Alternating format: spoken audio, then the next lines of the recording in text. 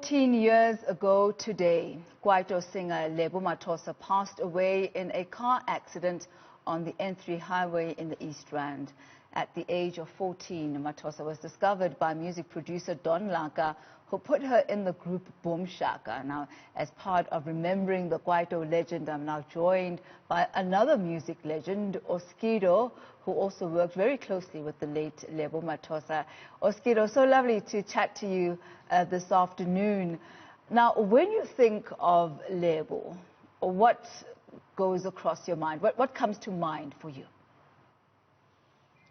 Well, I think when I first met her, because I met Lebo, I used to run a club called Razzmatazz back in the days. Then I ran a club called Arena in Hillbrow. So I used to have a dance every Saturday. So therefore, the dance, then Lebo, they used to have a group with Tembi called LMT, Tembi Siete, and a girl called Mabato.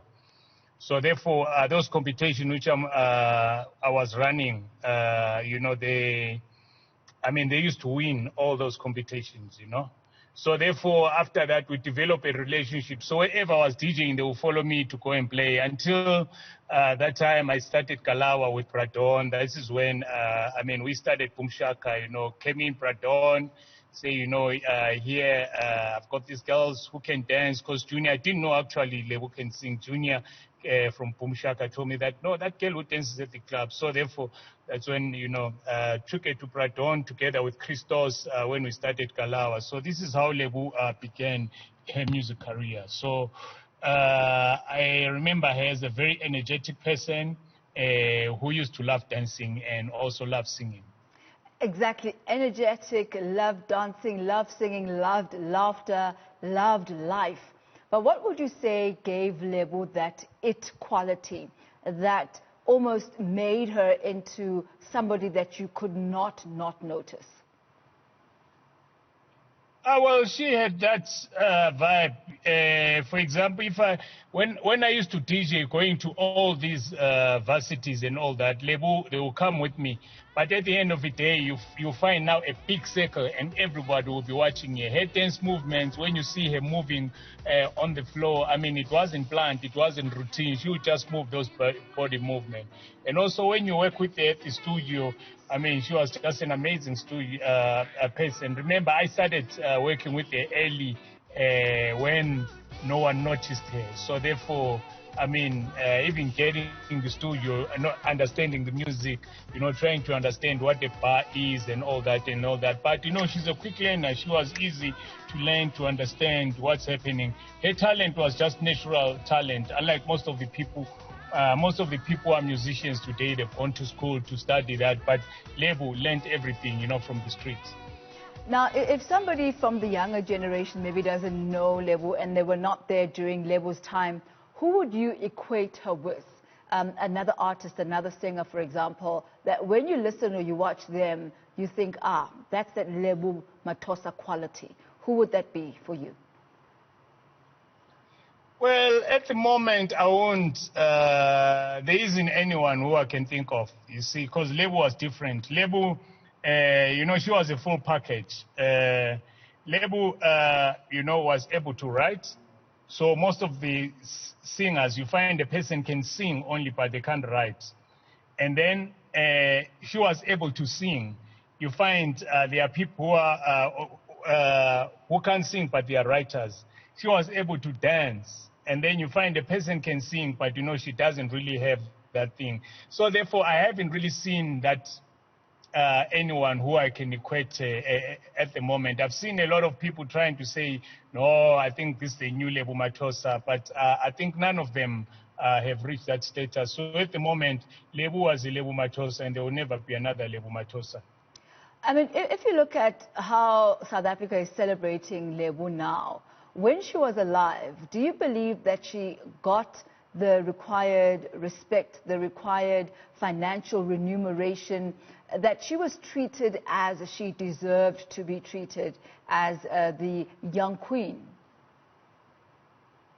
Well, it's not only Lebo. There's lots of musicians. Where people always want to celebrate people when they've passed on, you know. But I'm glad that you, as Newsroom, you are taking this initiative to do this. And remember, I mean, it's after 10 years, because normally people forget you. And it's always the case that we've celebrated a lot of amazing artists, you know, after their death. And so as the case with Lebo. Now, in 1999, she broke off from Boom Shaka and went solo. But what role did Boom Shaka play in the success of Lebo Mathosa as a solo artist? Well, remember, Boom Shaka was the foundation of her career, and this is where she started. Because most of the people, it's normally often like that. You find that they start, you know, on a group, and then later they pursue career movement. If you can see, for example, a good example is Beyonce. You know, she started from a group. So therefore, Boom Shaka was the foundation, and is still her pillar of strength, you know. I mean, this is where she was coming from the streets. She learned a lot of stuff. She learned a lot about the music industry. And when time had come for her to go solo, I mean, she decided to do that. And how do you think Lebo Mathosa can best be celebrated? How can her legacy be maintained and even expanded upon?